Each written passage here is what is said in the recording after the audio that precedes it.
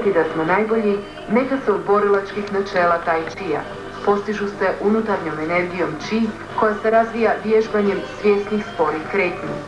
Osnovni princip je opustiti se u pokretu, opustiti se kroz pokret da bi energija koja teče kroz naše tijelo mogla slobodno cirkulirati.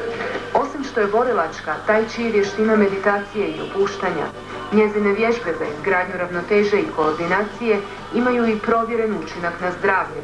Vjeruje se da jačaju imunitet, usporavaju proces starenja, snižavaju povišen tlak i umanjuju stres.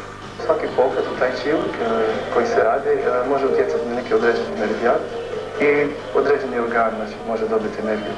Tako da sve vrste na dugoročne staze, sve vrste bolesti malo po malo se mogu terapeutski savladati. Mogu reći da evo nakon 3 mjeseca da ja cirkulacijske probleme više nemam.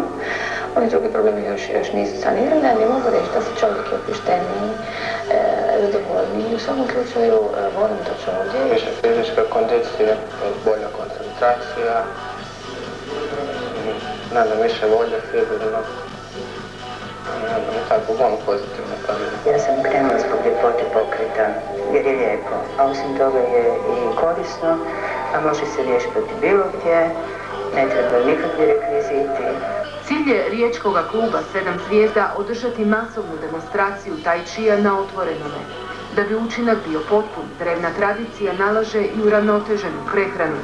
Sve to ipak manje naporno, tvrde oni koji su iskušali tai chi u usporedbi s mnogim gotovo agresivnim vježbama.